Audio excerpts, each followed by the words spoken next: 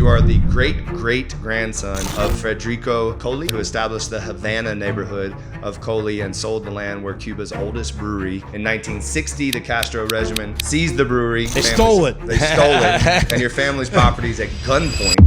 You made it your life's mission to revive your family's legacy. You've transformed La Tropical into more than just a beer. Cuba's oldest brewery is now one of Miami's youngest. I've been at this stuff now for about 27, 28 years. It became my passion project in life. It was a promise that I made to my grandmother that I was gonna do something about it. Someone comes and puts a gun to your head and takes legacy and takes everything and it kicks you out. What do? They can take your possessions, they can put you in jail, but they're never gonna take away the passion and the love that we have of our island. And as long as you have that and a little bit of this, you can beat them. What if I were to develop a legal strategy and block them from ever shipping an ounce of our beer outside of Cuba? Are you willing to stick to what you said you were gonna do regardless of the circumstances? Or are you just gonna give up and quit? I'm Manning Sumner. I've lived my life by one motto: no days off. No days off is never taking a day off on you. It's a commitment to becoming your best self. Get ready to be inspired to do the same. This is the Big Dawgs with Manning Sumner. Manning, I love it. Appreciate you being here, man. Well, thanks for the invite. When I heard I was coming, I was super excited. Awesome. Amazing place you got here. And Thank you. So I just want to give the people a little bit of background. So you are the great-great-grandson of Federico Kohly, is that his name? Kohly? Yeah. A prominent landowner who established the Havana neighborhood of Kohly and sold the land where Cuba's oldest brewery, Cervecería you got it. Cervecería La Tropical. Yeah. Was founded in 1888. La Tropical opened in Havana, launching the Cuban beer industry. By 1958, La Tropical produced over 60% of Cuba's beer, standing proudly alongside cigars, rum, and music as national symbols. In 1960, the Castro regime seized the brewery and your They stole it. Jesus. Unbelievable. And your family's properties at gunpoint, forcing your widowed grandmother and her 3 children, including your mother, to flee to Miami and with only $5. Decades later, Miami became your birthplace and your home. At 32 years old, after a successful career with Anheuser-Busch and Brazil's Brahma, is that how you say it? Yep. Brahma Brewery, you made it your life's mission to revive your family's legacy. You mortgaged your home, rallied support from Miami's Cuban American community, and spent years reclaiming the La Tropical name and bringing it back to life. A dream that came true in 2021 when Cervecería La Tropical opened its brewery and tap room in the heart of Wynwood, actually, ironically, right behind my first gym. What are the chances of that? I know, right? wild, right? And a joint venture with Hiekin after you turned down many offers from other brands and companies. Today, La Tropical is brewed in a state-of-the-art facility in Wynwood with a 32,000 hectoliter capacity and featured a tap room, restaurant, and tropical garden, reviving the spirit of the original Havana destination. You've transformed La Tropical into more than just a beer. It's a cultural symbol. Cuba's oldest brewery is now one of Miami's youngest.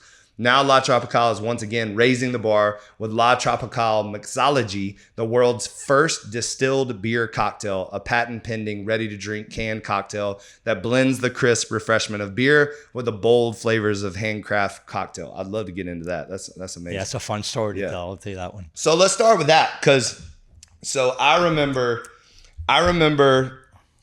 getting shut down March. I'll never forget. Like, it was like, that's one of the, and I hate talking about it, honestly, because COVID, going back to that time it's kind of sucks, but it kind of, what it did for, I think, a lot of business owners is it separated the people that were willing to go the extra mile and people that were just going to quit.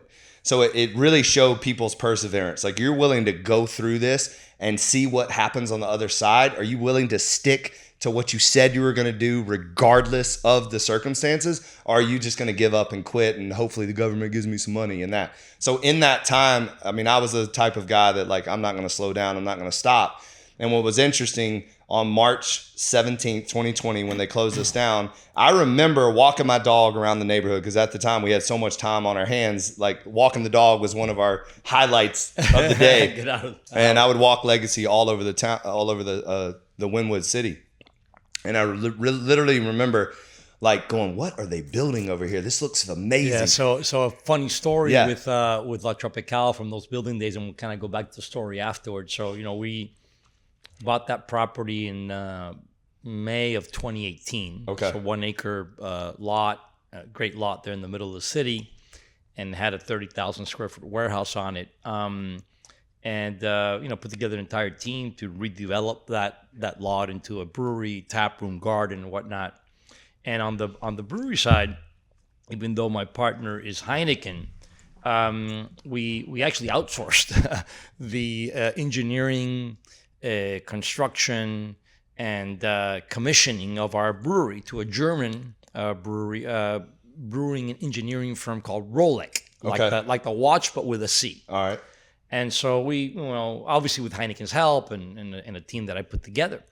And so they, by 2019, I think it's December of 2019, they finished building the parts in Germany. Yeah. And they shipped them now to the U.S.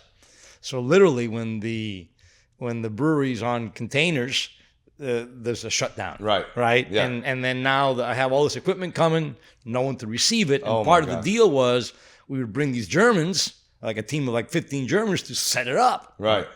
No Germans now couldn't do it. Exactly. So we were stuck in the mud, had to get a special visa finally to bring the folks in. But, to your point is, the adversity, how do you sort of overcome all of these different challenges?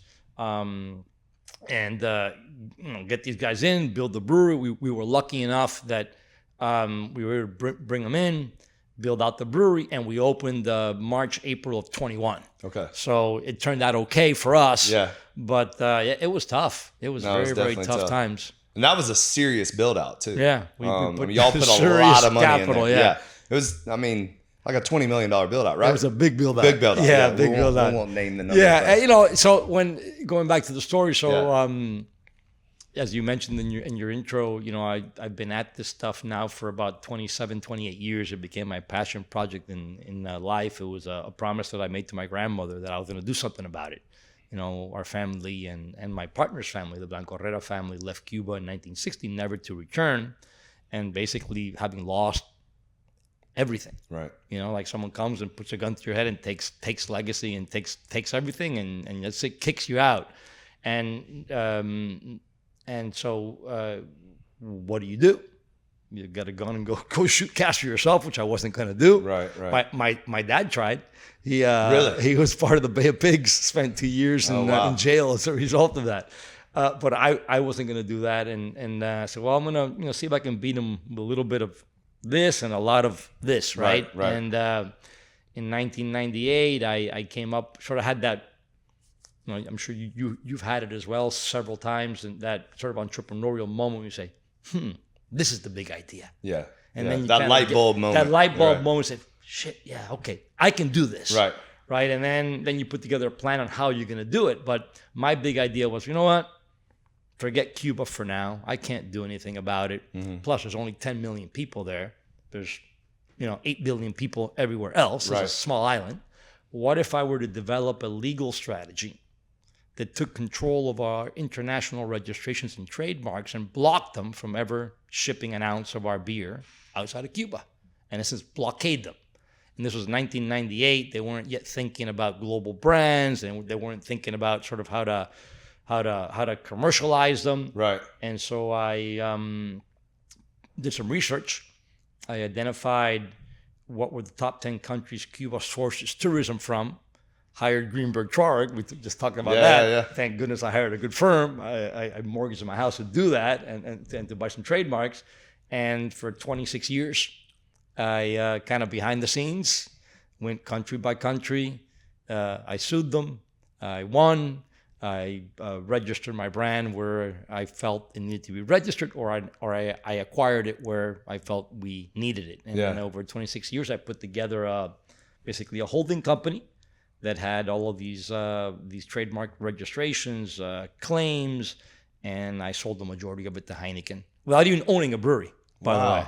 And in 2017. I love that. Genius. Yeah, man. and then I'm sitting around with the CEO of Heineken Worldwide and the CEO of Heineken Americas. This is maybe a couple of days after the transaction, and we're having some beers. We're kind of celebrating, hey, this great transaction and this great strategy. And they say, Manny, what do we do next? I said, shit, you're Heineken. I thought you knew what to do next. Yeah, I said, right. no, I know exactly what we're going to do. Okay. I'm like a prisoner that's been in prison for 26, 27 years thinking about every move of how to get out of prison. And that's how I'm going to build La Tropical. And La Tropical is not just going to be some little brewery. Being little's okay.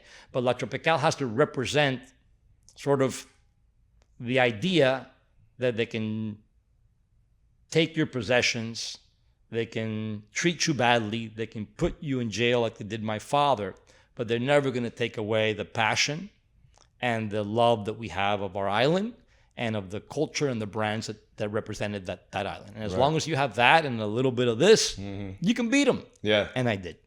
That's awesome. Yeah. So tell me a little bit about because I'm fascinated with the design process and the thought of, because I think you utilize the space like really well. Like as soon as, like I even like the fact that it's kind of reminds me of this. I just said the same thing. Yeah, like when you're driving to it, you're like, what is this? What am I going to? And then you see the graffiti, and then you have the nice wall, and then you walk in, and as soon as you walk in, that beautiful garden with the stage, and it's very unique to Miami, in my opinion. And then I love just the ability to have an indoor outdoor component. So where was that always the original plan? Did you have somebody help you with that? So I had, in those 26, 27 years, man, I had visited, I don't know, hundreds of breweries throughout the world, right? So I kind of knew what the competitive set looked like, worldwide, also within the U.S. I had also made a trip for the first time in my life to Cuba in 2015. I had never been. It's a whole different story. I'll tell you that story in a second. But I had been to La Tropical in Cuba and to the gardens. And I was just fascinated with the history of it. The gardens were developed by a Cuban architect by the name of Ramon Magriña, who in the late 1800s had just come back from Spain, from Barcelona, and had studied under Gaudi. And so when he came, he actually, the gardens in Cuba are a representation of Parque Güell from Barcelona. Oh, wow. In nature, 140 acres of land. And so I had seen the gardens, I had seen the brewery. I knew that I didn't want to copy it because you can't ever copy something that's original. I wanted to reinterpret it in a more modern way. I always say that, Cuba's the past, Miami's the future. So I wanted to give it a sort of a Miami interpretation of those great things of the past. And so that was sort of what drove the vision, was to, take that space, look at what are those cues that we had in Cuba that we can incorporate in a more modern way. I don't know if you remember when you go in, we have gates. So those are the gates of our gardens. And then, correct me if I'm wrong, there's like a bird cage. Cage. Right. Yep. Yeah. So a cool story. We had a bird cage bar in Cuba. Okay. And then I hired an artist to paint the national bird of Cuba. It's a bird called the tocororo. So in English, he would be called the trogon. What kind of bird is it? It's like a little bird, but he's red, white, and blue. He's the inspiration for the Cuban flag. Oh, wow. He's a national bird of Cuba. Yeah. So I had him painted outside of the bird cage because free Cubans don't live in cages. And so I have all these subliminal messages put out at the brewery that unless you kind of hear it from me or no one knows, because my partner's Heineken. I'm not supposed to be saying any political thing, but I did it anyhow. I have political messages all throughout the space. And so, we have a bunch of Cuban cues that we reinterpret. The birdcage is one of them. The gates are another piece of it. The stage is a big piece of it. So in Cuba, Los Jardines de La Tropical, the La Tropical beer gardens, to this day are the center of Cuban music. If you're anybody on the island that wants to become famous, you have to play through La Tropical. Every single famous artist from the beginning of time has played through La Tropical. So we wanted to kind of bring sort of music. Is that still to this day? To this day. Wow. To this day. Even to this day, if you're a Cuban musician, if you're of any stature, you would have played at Los Jardines de La Tropical. And so, we tried to bring all these elements, and of course the beer, right? Our brewery in Cuba had a portfolio of brands, but the two most important brands was the first beer ever produced in Cuba called La Tropical, La Original. It's a Vienna-style amber lager that we brewed that same formula that our ancestors brewed in 1888. And I tell this story because it makes me very proud, is if you go back and look at the old bottles of La Tropical, La Original, you'll see that they proudly showed all the medals, the gold medals that they had won in international beer competitions throughout the world. Yeah. In Paris, in Brussels, in the U.S., all over the world.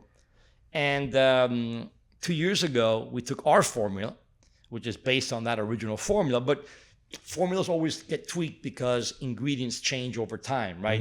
We use agricultural commodities of hops and malted barley. And so we got to tweak it. So anyhow, we sent our version of that original formula to what's called the World Beer Cup. And the World Beer Cup is like the Olympics of beer. It's like the number one place. You're crowned at the World Beer Cup. You're it, man, right? From a liquid perspective, right? Definitely. And so 12,000 entries, took third in the world. Amazing. Yeah, so they were doing something pretty good in 1888. Yeah. No, y'all have some really good beer. I'm not even a beer drinker. Yeah. And y'all's beer is really good. Yeah. Like, So we had that beer, and then we had another beer called Cristal in Cuba. We sell it under Tropi Cristal here in the U.S. And so those are basically our Cuban cues, where we tell our story of authenticity with the original families, the original beers, and sort of an environment that brings you to a modern day Cuba, which is Miami. Yeah. Because Cuba sucks right now. I mean, there's nothing there. I mean, it's beautiful in terms of the bones, but it's like World War. And it's insane. That's got to be one of the saddest stories in the history of mankind. People are amazing, ridiculous. But the political situation is just awful. I mean, people are starving to death right now. So in terms of what was the main driver of? Do you feel like going back? If you could go back, was it like redemption? What was it? Was it payback? Was it what do you think? Fuck you, Castro. It was. Yeah. That's what it was. Yeah, that's what it was. Seriously, it was.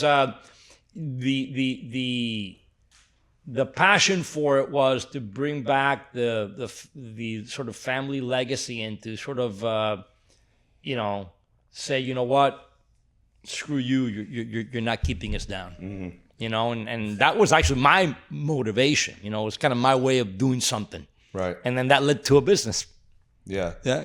And in terms of doing this, what obviously you told me about the obstacles you faced during COVID, but I've done many a build out, and there's always, they never go as smooth as it. And they cost more than what you think. 1,000%. Yeah. You always go over budget. Yeah. It doesn't matter how painstakingly you plan. Yeah. You're always over budget, always. And your investors get furious with you, but it is what it is. So that being said, what were the major challenges? Did you have any major challenges with the city of Miami? Because I've dealt with that too. So what you've seen the brewery. It's the scale of it is pretty big, huge, yes. And so the city hadn't really gone through a process for sort of a manufacturing. Wynwood used to be a manufacturing base many years ago, and that's one of the reasons why we actually bought there, because of the zoning. It was very friendly to light manufacturing with a retail component and outdoor component. That's hard to sort of nail down in other parts of the city. So zoning was good, but the city had yet to go through a process of approving what you don't normally build in the middle of a city. Yeah. Right. Something of our scale would usually get built behind an airport or an industrial area. So walking them through that process of the scale of the brewery and how that was going to work, it was difficult. I think also we hit upon a challenge that we got caught in the crosshairs of the city doing a changeover of how they approve the permits from a manual process to a digital process. Yep, I got hit with that too. Yep. That was a nightmare, a disaster. Man. And people were at home and you had no one to call and you couldn't, so you had to just kind of wait. Yeah. And you waited months, and But at the end, I do have to say that at the end, they did facilitate. Once they understood the scale of the investment that we were making, the impact that it could have for Wynwood and the city of Miami, the city actually became very supportive of our process. But yeah, it was at the beginning, it was tough. Yeah, and then in terms of, because now I'm obviously in the CPG business myself, in terms of like scaling the actual brand. Are y'all trying? Is that happening? Is it? And where are you with that? Yeah. So we started. So we're in our 4th year right now. We will turn 5 years old in April of next year. So we're still pretty young, just like you for a brand. Our initial focus was really create a foundation for the brand in our own backyard. Mm-hmm. We have a story to tell about the brand in our own backyard. There's a large Cuban American community here as well that supports us, and if we can kind of tell that story, we can project that story, further out. So now we're in that process of beginning to look for additional markets. I don't at this stage. I don't really see a national expansion. I see a more what we're doing a target market expansion in those markets where we feel there's affinity to this sort of Miami vibe. Yeah, it may not be in Topeka, but it may be in New York, right? Yep. Type of thing. Yep. And so we've embarked on that. We've also done a big push, and we've been very successful here into the duty-free world. So we're on board Carnival cruise ships. Oh, amazing. We're on board MSC, Virgin. We're in all the major stadiums like you. We pursue some of the larger sports sponsorships. Yeah, the arenas. I think that helps us punch above our weight a little bit, right, to get more exposure. So we're the official craft beer of Inter Miami. Oh, amazing. With La Original, we're now in our 4th year of that, which is it's going amazing. And then with our Tropi Cristal brand, we're the official imported from Miami beer of the Miami Marlins. So the names, yeah. So sneaking in there. Yeah, sneaking in a little bit there, being a little gorilla. Yeah. But those partnerships, I think, are they cost money. They're not cheap, but I think it's money well spent because it helps you again, create more awareness for the brand. And it accelerates the mass awareness for the brand, and then you see that. Really come to fruition down the line relative to your sales in the off trade, like a Publix or whatever. Maybe they had it at the game. Now they recognize it. They're going to see it on the shelf. Yep. So we have a big investment in that. We have a big investment in our case, what we call the on trade, so bars and restaurants. Where people enjoy our product when they want to have fun. Right. And so we have a big presence on draft, probably in about 400 taps in South Florida and growing. Yeah. And you're distributed by Gold Coast, by right? Gold Coast, our same distributor. Yeah. Shout out to Frank and Alex. Yes, Alex. And Christina. Yes, our team. Yeah. Great team. No, they're awesome. They're awesome. Amazing team and very well connected with the community. And I always thank them and hug them and tell them I love them because they'll say, Manny, you always get more. You get a bigger share of mine than most people get here. You're small, and we still give you a shot. I go, thank you. We appreciate that because we're competing against the big boys there, 100%. And we're just a little fly right now. Yeah, we were. So I did a beer one time. Oh, you did? Yeah, I did it with J.W. Wakefield. Okay. Yeah, and it was No Days Off. It actually looked just like this. Okay. It was electrolyte beer. It was delicious. All right. And then we thought we were going to want to do beer, and because we're a beverage company, so we had the trademark for beer and wines and spirits and things like that. And it's something we, maybe I should talk to you next time. We should do a collaboration. We went through that whole thing, like meeting with lawyers about the 3-tier system. Oh, that's difficult. And we went and met with all these different beer people, and we were like, we need to stick to water like right now. So it sounds like, so talk to me about those challenges because the biggest challenge in our industry, you hit the nail right on the head. The biggest challenge in our industry is not necessarily the manufacturing and the sort of overall marketing of the product. It's how do you get it to the hands of the consumer? And in our world, there are these archaic, and this is a good way to dovetail into mixología as well, but there are these archaic laws that go back to the 1930s to prohibition that established the 3-tier system and all these rules and regulations, and every state is different, and it's a nightmare. Nightmare. And it really, at this stage, those laws outside of taxation for the federal government and the state governments, they don't even make sense anymore. Yeah. But they're kind of the sort of monopoly now for state distributors, right? But anyhow, because of those laws, they established sort of a way to go to market. What's happened in the distribution world over the past 20 years is that it wasn't so difficult 25 years ago because there were a lot more distributors in the market as well. But over the past 25 years, there's been a huge consolidation. Yeah, Reyes keeps buying everybody else. Yeah. So at a time when maybe there was 5 or 6 distributors in this local market, now there's 2. Right. Yep. You know, and Eagle and Gold Coast. Yep. And then every single brand in the world is in either one or the other. And so, you know, there is a pecking order, and rightfully so. I understand it. I'm sure you do as well. There is a pecking order of how you get share of mind within a distributor in order to, you know, for them to make you a higher priority of focus and energy and effort.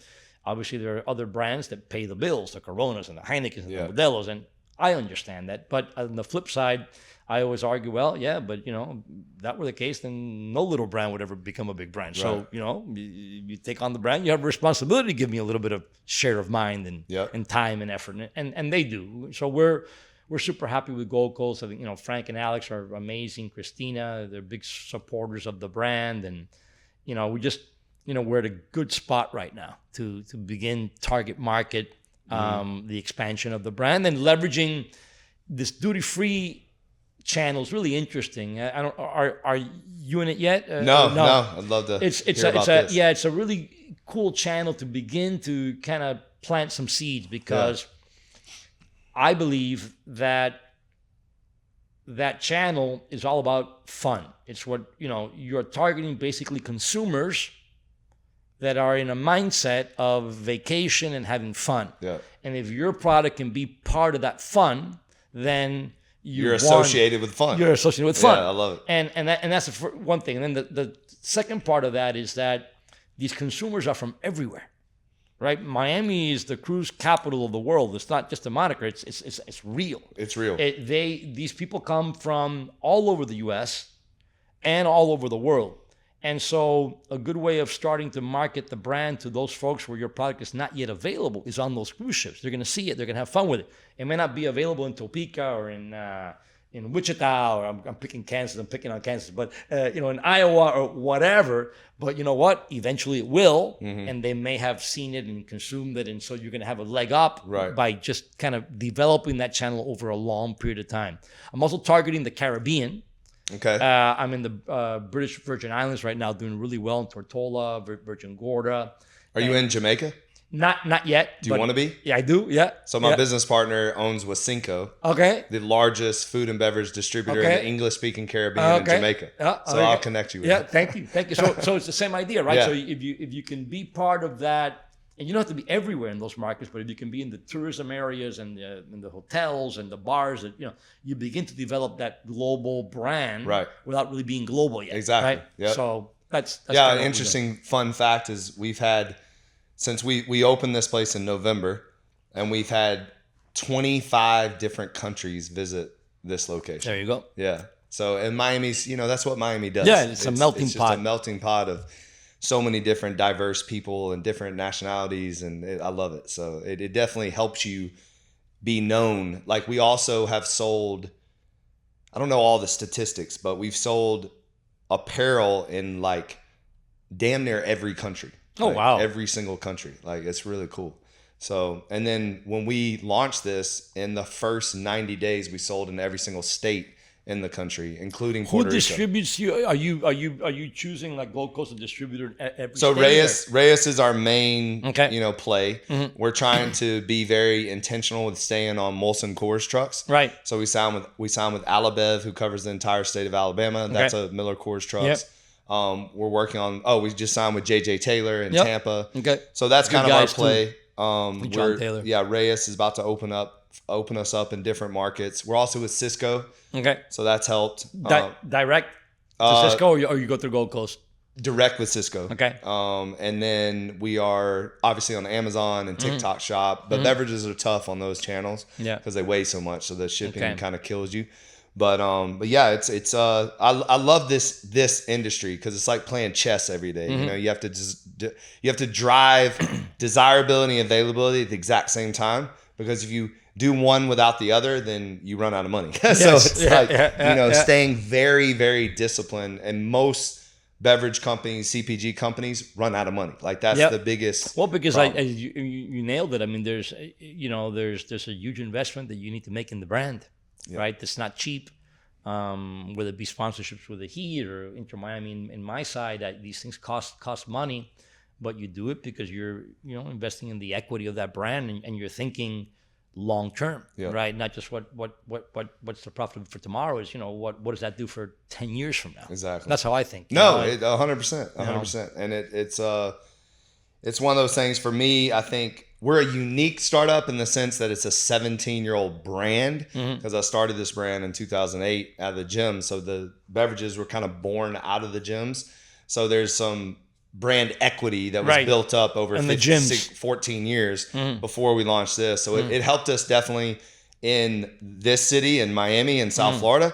And then attaching ourselves to the Miami Heat was amazing, because what that did, it kind of gave us that street cred of like, you see our logo next to Miami Heat and it's like, okay, they're legit. Yeah. So that was kind of the game plan there, and it's worked beautifully. We've had an amazing partnership with the Heat. Do you do any other sports sponsorships, or the Miami Heat? A couple of small like fighters I've been working with. So shout out to Chris Alvidrez, soon to be in the UFC. He just won his fight. I think he's 7 consecutive wins. Wow, that's pretty cool. Awesome kid, just an amazing human being. And so stuff like that, but nothing. I think that when you do such a big deal with the Miami Heat, you can't go out there and start doing deals like that with everybody. Like, because when we did the Heat, you can imagine the Marlins came calling into. We had talks with Inter Miami. We had talks with the Florida Panthers.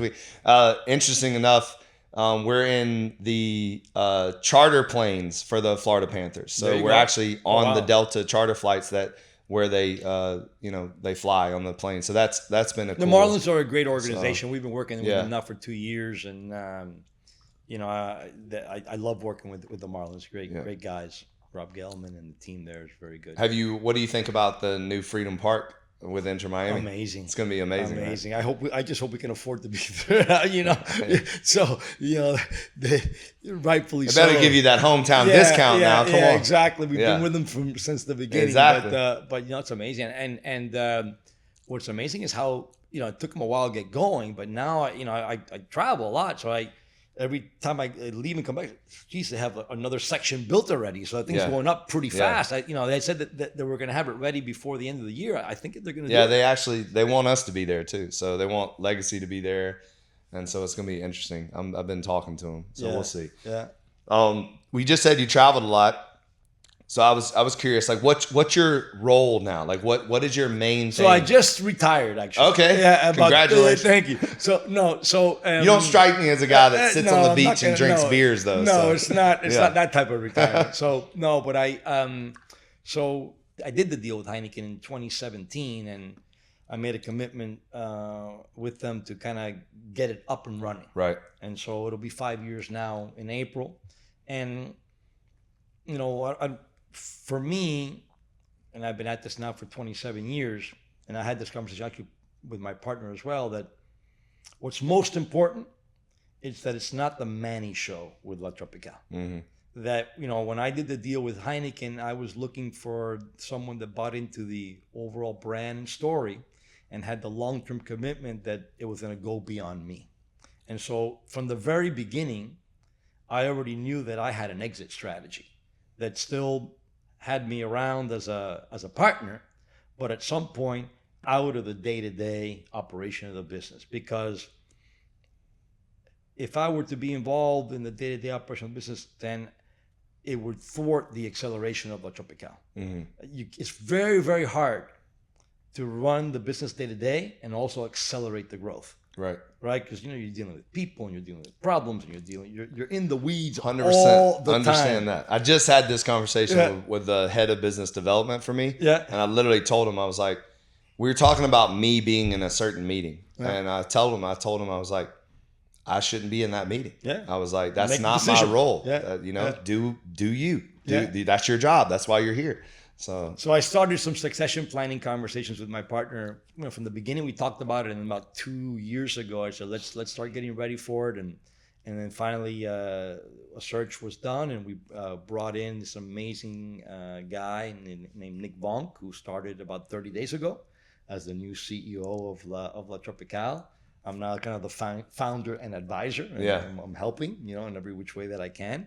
But that unleashes me a little bit, because I'm very entrepreneurial and creative, and I want to do 100 different things at the same time. So it's not really retirement from work; it's retirement from having day-to-day responsibilities, so that I can help grow new markets and new beverages, new channels, different ideas. Yeah, that I have. And so that brings up some interesting things in my head. Like, so innovation is something that we hear a lot about in this industry, and then I read about, so I'm curious about that. So if you can talk, I don't know how much you can say. Yeah, for sure. I can talk a lot about it. I'm not sure if you can let the cat out of the bag yet, but it sounds fascinating. So talk a little bit about that new innovation that you just created.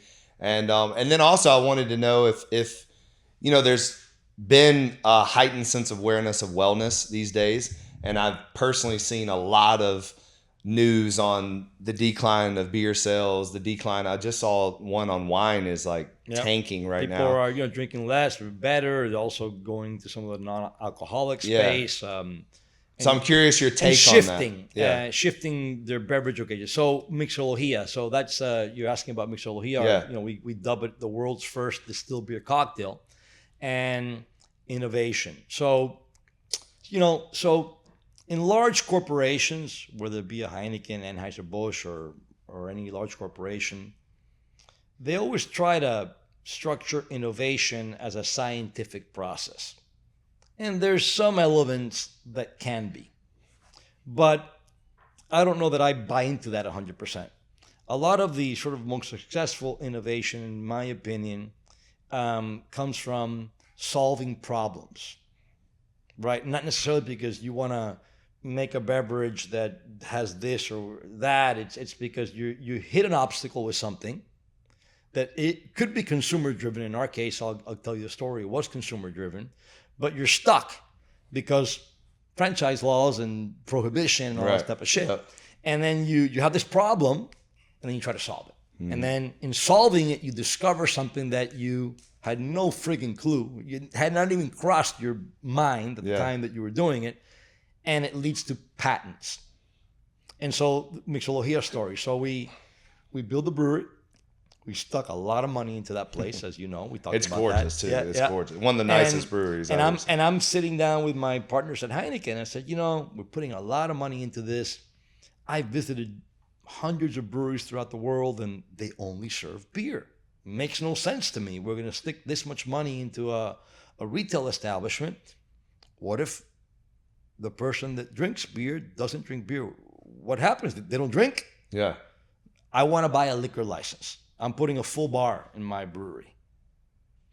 Okay, buy the liquor license. So I bought the liquor license. We opened up with a full bar.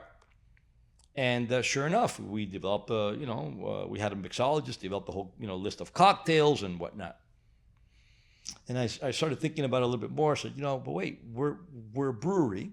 We should focus on beer, even though we have the cocktails. But what if our brewmaster and our mixologist, if I gave them the license to mess around and start mixing beer with spirits into crafted beer cocktails? So that's crazy. That's not going to taste. Let's try it. Let's develop 5 or 6 of these things. We'll put it on the menu and see what happens. We put it on the menu. Becomes a third of all of our spirit sales. No way. And so I said, okay, wow, that's pretty cool. And then basically you're taking beer and putting... pouring it from a tap, taking vodka, tequila, rum, mixer making cocktails. People have been doing that in their houses forever. Yeah, forever. Like, we used to do that in college. Right, you know? exactly. So we created this line of crafted beer cocktails that people love, and especially women. What's the one that tastes like Dr. Pepper? You know, the you get a beer and you do the shot in it and then you drink it and it tastes like Dr. You know what I'm talking about? Yeah, I just can't we remember did the that name. in college. Yeah. And they light it on fire and then you drink it. Exactly. You remember the name of that? Yeah, I don't remember the name of it. I'm showing my age. Probably this is probably something back in the you know early '90s. Anyways, yeah. So they become very successful, and as I go to the Flaming Dr. Pepper. Yeah, exactly. Flaming Dr. Pepper. Flaming Dr. There you Pepper. go. And as I go to the tap room, we call the restaurant the tap room. I noticed that women really dig it. Men who drink beer after 3 or 4 beers want to change it up. They start getting into it, and people love it. And so the next step as a marketer, okay, how do we get that in a can? Right now, I know I can do it behind the bar. Yeah. But how do I get it into a can? And I do some research. It's illegal in the United States to mix beer and any spirit in a can. Wow. And so I was trying to bust that sort of law, the traditional way. Yeah. So I called my partners at Hiekin, said, I need some money to hire like a really good beer attorney. I'm going to bust it open. I'm going to figure this thing out.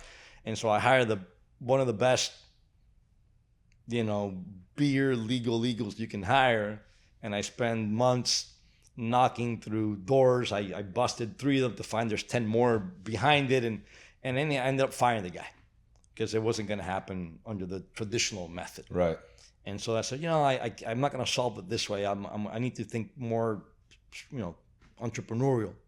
And said, I'm going to go meet with distillers throughout the U.S. I'll interview them. I'll see how that all works, who their network of lawyers are. Maybe I go around that way. And so in that process, I discovered that if I can take my beer, run it through a pot distillation system and distill it into a distilled spirit, it's no longer a beer. Now it's a spirit. And if it's a spirit, it's fine. I can mix it with other spirits. Let me ask you this. Why was that a law in the first place?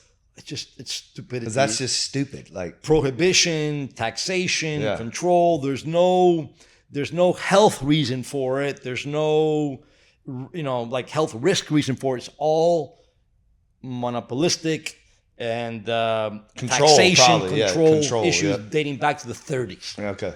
And so anyhow, we had that sort of light bulb boom. Wait a second.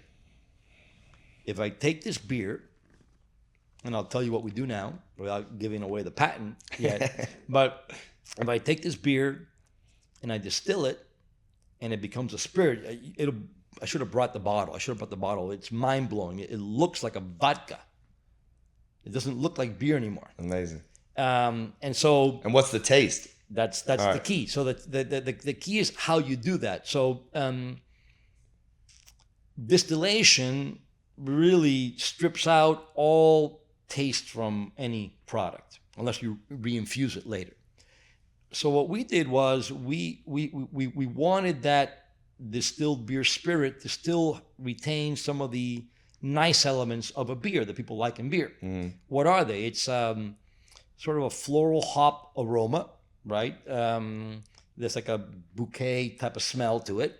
And then kind of a little bit of a malty backbone that gives you a little sweetness. Okay. And so what we did, we brewed what's called the high gravity beer. So a high gravity beer is we take our beer and we brew it in a super concentrated way. The alcohol would be in the 12 to 14% range on this beer. And I super hop it. So I add tons more hop than I would normally add in a beer. Then I take that beer and I triple distill it in a pot distillation system. We're a distillery now. So I triple distill that in a pot distillation system. And what comes out of that is a clear beer vodka, for lack of a better word, that's 168 proof. It's like moonshine almost. What? But it has that kind of floral hop aroma and a malty backbone. Then I take that spirit and I dilute it with water.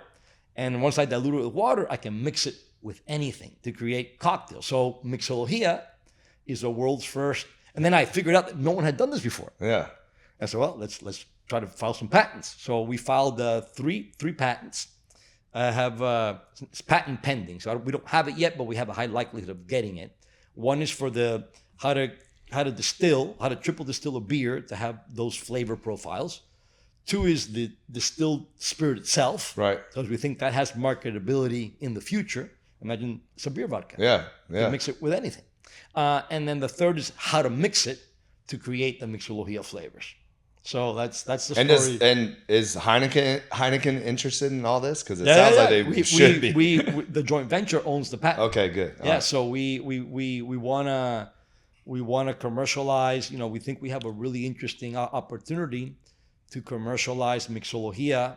Right now we have 2 flavors, Passiontini and Habanito. Passiontini is a passion fruit vodka martini made with triple distilled beer. Okay. And Habanito's a Blanco rum mojito. And what does the ABV end up being? 5.9. Oh, nice. Super easy to drink. Yeah. Low alcohol. We can go lower as well.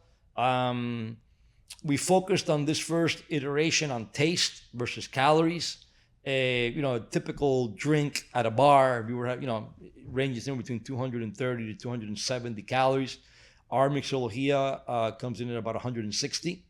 We could have gone to 100 or less than 100, but I would have had to use artificial sugars, and I didn't want to do that. Yeah. So I don't believe in that stuff. I wanted to have an all natural product. I think nowadays people care more about that than they do the others. So. 60 calories, burn them with 10 sit-ups, or walking 2 blocks. Exactly. It's not significant, but they taste amazing. I bought you some samples so you can take home. Awesome. They're here. You see, we sell your beer here. Yeah, I saw it. Thank you. And in Wynwood and in Fort Lauderdale. So. Thank you so much. We'll got to see about now about no days off water. No, we're going to fix that. My brain this entire time is working. Yeah. I have some ideas, but I don't want to share them on camera. So we'll share them off camera. So we got that, and then actually next week I'm off to Cincinnati to our flavor house with our master brewer. We're finishing. The formulation for 3 additional flavors that we have coming. Okay. I can't disclose those yet, but they're really cool flavors, and they're all under this sort of fun naming. And you're already canning these? Yeah. Amazing. Yeah, canning and in 4-packs. Our first, which was amazing. I think it shows the uniqueness of the product that this actually occurred, because as you know, I'm about to say this, they're very difficult to get the authorization. Publix authorized it in 180 stores from day one. Oh, wow. Which is huge. That's huge. So all of South Florida is carrying all of the Gold Coast territory. And what's your messaging in terms of like? World's first distilled beer cocktail. Okay. Our unique selling proposition is a world's first distilled beer cocktail. No one's ever distilled beer cocktail. Yeah. And it's like on the packaging. On the packaging and everything, yeah. And what's the name of it again? Mixología. La Tropical Mixología, and then we have flavors. So it's La Tropical is the umbrella brand. Mixología is the and it's sold in the beer section in Publix? It's sold in the RTD section. RTD section. Yeah. Okay. Yeah, so like with the White Claws and stuff like that. all the spirit-based stuff is there. Very cool. About $11.99, between $10.99 and $11.99 a 4-pack. Oh, so very well priced too. Very well priced, and then hopefully once we nail down these additional flavors, we'll do a variety 8-pack, which is where the volume is. Okay. You're gonna be like an 8-pack in the well. Yeah. The cooler. That's where these 4-packs are kind of starter packs for people to taste the flavors and whatnot. Right. That's extremely cool. Like definitely. Do you feel like that's where your passion is right now? Is like innovation? Yeah, I just think that there's so many beers out there. It's really tough to kind of, even though we have a pretty unique positioning, it's really tough to stand out in a sea of 10,000 breweries. And with Mixología, we've found a sort of a unique product that we created. Yeah. We built moat around it with patents. That if we can sort of create awareness for that product, and it tastes amazing, it tastes really, really good, super drinkable, we think we have a unique opportunity to really go after some significant market share with that, nationally, globally, and with Hiekin as my partner. Do you think it's something that goes beyond the beer drinker as well? Yeah, for sure. We did, we did a lot of market research on how to go to market and what consumers think about this product. And what we found is that it attracted, the neat thing about the product is that when you speak to a beer drinker, they're intrigued that there's a cocktail that has a beer spirit. And when you talk to a cocktail drinker, you're really talking to them more about the cocktail versus the beer. The beer's a unique feature for them, not as important as for the beer drinker. Right. So now the market, instead of being this big, it's this big because you're talking to both drinkers. Right. And I assume, how I see it is you're talking to a lot of women too. A lot of women. Because women love taste. Love it. Like that's the key. If it doesn't taste good, they're not drinking it. So we were lucky. This past weekend was F1. Okay. I was there. Yeah. Amazing. So this is the second year in a row that we've licensed the La Tropical tap room to F1. We had a 5,000 square foot pop-up, for lack of a better word. Yeah. It was Cervecería La Tropical. It was jamming all three days. And we had Mixología. We debuted Mixología there. And to your point, a lot of women were drinking it. Drinking it. They love it. Yeah. They love and if you get the women, then you'll get everybody else. So. Yeah, exactly. Yeah. It's a good sort of drink for South Florida. It's so hot, humid. These types of drinks are refreshing. Mm-hmm. People want refreshment. Yeah. They don't want to feel bogged down. Yeah. Bloated. Yeah. That's why I think my waters crush it so well, because it's such a refreshing drink. Yeah. And it's so health. hot. You can't get better than pure water. Yeah, exactly. I love it. So in terms of to kind of circle back to the state of where people view alcohol and beer and wine and spirits, I know people are still drinking, obviously. Oh, for sure. That's definitely not a thing. But do you feel like people are drinking less? Do you see it? Do y'all feel it? Or is that something that they like to put on the news and the headlines? It's hard to really put your finger on it, right? Yeah. Because, consumer preferences, sometimes they don't always tell you what they really believe, right? They tell you what you think you want to hear. Right. And so, my general view on that is that I don't necessarily know that they're drinking less. I think that they're just drinking more types of beverages and in different occasions. Because now it's not just about the alcohol. There's, THC. Yeah. There's hemp. Yeah. There's kava, kratom. There's just so many different things, and sort of the idea that this younger generation is shunning some type of whether it be alcohol or I don't think that's true. I think what's happening is that they may be drinking less beer, but they may be drinking more things with THC in it, or they may be choosing to drink more tequila versus the beer, and they're drinking at different occasions. What used to be a monolithic beer occasion, like a sporting event, for example, right? 25 years ago, I worked for Budweiser. You couldn't go to a sporting event that wasn't all beer. Only beer. Exactly. Only beer. Yep. Now they're serving cocktails at the sporting events. There's all types of RTD. So as people start drinking, they're just drinking different stuff. So you think it's more because of how much variety is out there? I think there is options. Like a people have so many section more of the consumer base that wants to drink a 0.0, for example, a Hiekin 0.0, which is a non-alcoholic beer. There's Athletic, which is grown. Yeah, they're doing really immensely, well. Doing great beers. So I think there is, but I think that's more occasion driven. Mm-hmm. I still think that on a night out with your buddies, you want to have a couple beers, couple drinks, whatever it is. Nothing wrong with that. You want to take the stress off. Yeah. All right, have you thought about doing a low ABV or a non-alcoholic beer? Yeah, so right now we have a by the way, I was telling your team that we have a brand that we'd love to, get aligned with you on. We use it for a lot of running clubs and triathlons, and it's called Flaca. So you're skinny on calories, gordita on taste. And it's 88 calories, 3 grams of carbs, 3.9% alcohol. And we make it with this hop called the Citra hop, which imparts like a lemony, zesty taste profile to the beer.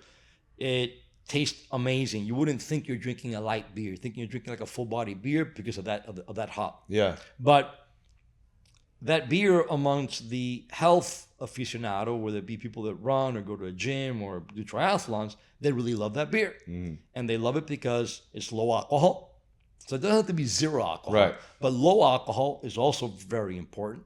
And also has some of the calorie and carb sort of profile that's attractive to that group. So yeah, I do think that better for you is it's not just a trend, it's a lifestyle. Right. And I've adopted that lifestyle. I know you have as well. You know, I'm always looking to eat better and drink better, and so I think that's a brand that you don't necessarily have to be zero alcohol. You can be low alcohol, and you can be playing to that same cohort of consumers. But to sort of answer your question in short, we have Flaca, and we are in the process of innovating on a non-alcoholic 0.0 beer for La That could be the No Days Off beer. Yeah, maybe. Just putting it out there. Maybe, yeah. That could be a great, interesting partnership. And then what is, are you considering opening up more breweries? So, not necessarily breweries in the way that you sort of posed the question, because it costs a lot of money to open up a brewery. And thank goodness we have a joint venture partner that has breweries throughout the world. So we have access to really any brewery. We will never have a capacity issue at La Tropical. Even if we trip capacity with what we, and by the way, our brewery has capacity for about 500,000 cases of beer that we can manufacture in can there in Wynwood. So it's pretty big for a city brewery, right? Huge, yeah. So for the brewery itself, not so much. For the retail application of the brewery, yes. You know, I envision, and one of the reasons why I wanted to kind of get out of the day-to-day is that one of the areas where I think I can help accelerate the growth of La Tropical is exactly that, is how can we spin off sort of a retail division and open up, not hundreds because it's not a franchise, it's sort of more like the Hard Rock model, or like the Margaritaville model for the Jimmy Buffett. You have 25 of them. You don't need to have 125 of them in the right locations, tourist destinations, and help create brand by selling this whole Cuba, Miami vibe with maybe a little pilot brewery, you know, but only to brew beers there on premise, not for the market. You know, I have other more efficient ways of getting beer to market than a little brewery. So and do that worldwide. You know, because in Europe, the whole Cuba thing's, you know, and Miami thing is very popular. You know. So that's the idea. How do you get your talent for the live music? Oh man, that's been hard. That's been really tough. So at first, you know, we've been shifting our business model, trying to figure out what we think works best. At the beginning, when we opened up, we hooked up with a promoter, and really I was like the music manager at that time, right? And my philosophy at the time was I wanted La Tropical to be a place for local artists that we could support, to play only original music, no fucking covers. Don't come and play a cover. You know, I want to promote your originality, your authenticity. Actually, I had a contract where they couldn't play more than 20% covers. And so that worked really well coming out of the pandemic. You know, there was a lot of, you know, great artists that were coming out there. They had a fan base. But as that time went on, what I found was that those artists weren't pulling a fan base. And so we were spending a lot of money on artists, and it was becoming background music. And so we just shifted the business model now to a business, and then, you know, that was a paid model. So we would pay those artists a fair wage to perform, play and perform at La Tropical. You know, we're now shifting. We have a great partnership. Have you heard of the North Beach Band Show? North Beach Band Show. No. Yeah, Band Shell. Oh, Band Shell. So this is an outdoor amphitheater. If you've never been, it's amazing. It's like a hidden gem. Really? Where is this? North Beach. And they do 200 concerts per year, and all types of music from you know, country to hip hop to, you know, Latin. Okay. And live music. Live music. It holds about, it's like 2,000 or 3,000 people. And we're the sponsors of the North Beach Band Show. Can you write this down? Yeah. I want to know. I'm obsessed with live music. Yeah, so I can hook you guys, those great guys to work with. Okay, great. And so they have access to all these musicians now, and so we have a partnership with them where they help us source these musicians, and we do a percentage of our bar above a certain sort of threshold. Right. Threshold. Yeah. And that seems to be working a lot better. Okay. We're pulling in a lot more people, and it's a business model that's more sustainable. Yeah. Versus, hey, just get a guy because you think he's good. You don't know if he's going to pull 10 people or 500 people. Right. And so, they have an incentive to promote it, right? To get their fan base to come, and everybody wins. They win because they get a piece of the action. We win because we get more people. And so we started that about 6 months ago, and we're very happy with it. It's kind of gaining a lot of traction right now for us. I love that. Yeah. What because you've been at this for 27 years, you said? 27 years, yeah. So I find that when I'm dealing with a lot of young people and discussing like the entrepreneurial spirit, and we live in this like Insta world, right, where everybody thinks they're just going to become famous or rich or wealthy or whatever it is overnight, right?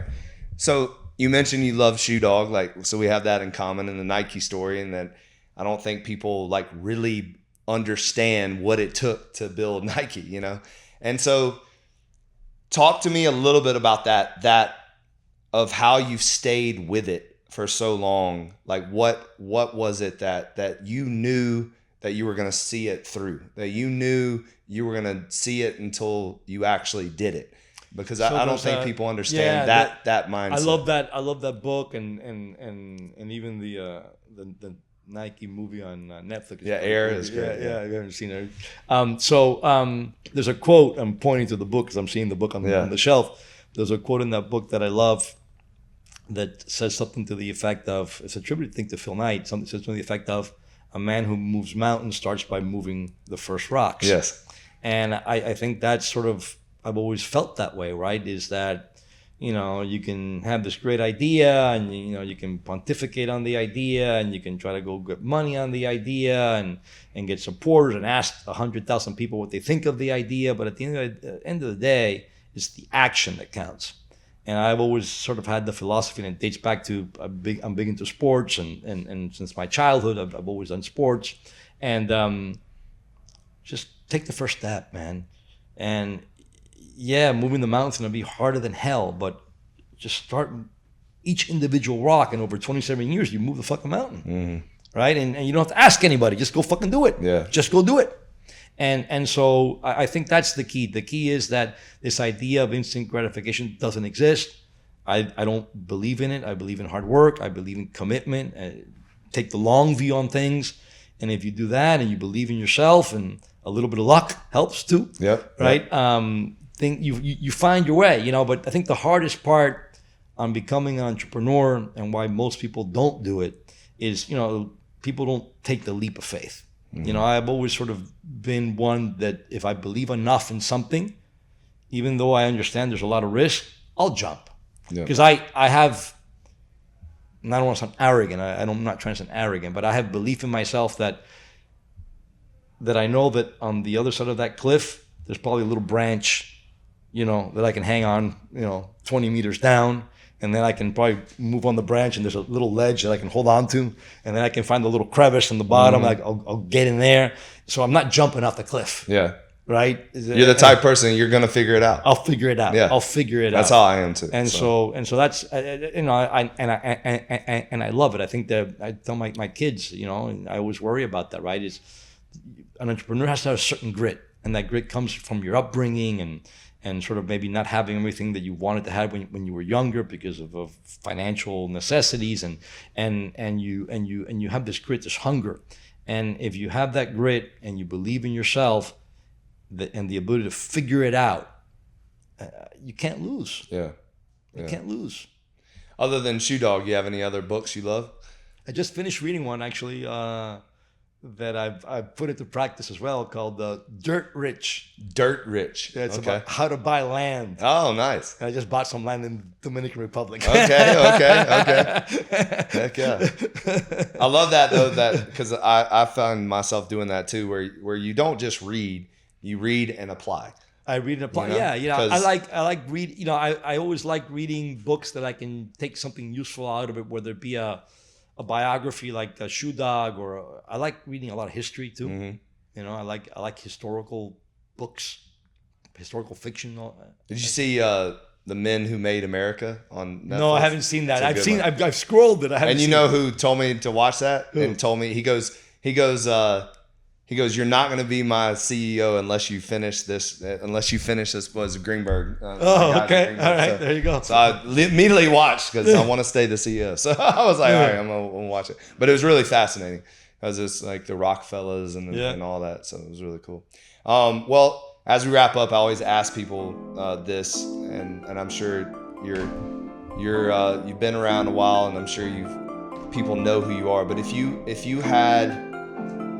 wanted people to know something about you that they don't, or that you don't think they do, what would that be? That I have a big heart. I love it. Yeah. That's good. I have a soft spot in my heart for the underdog always.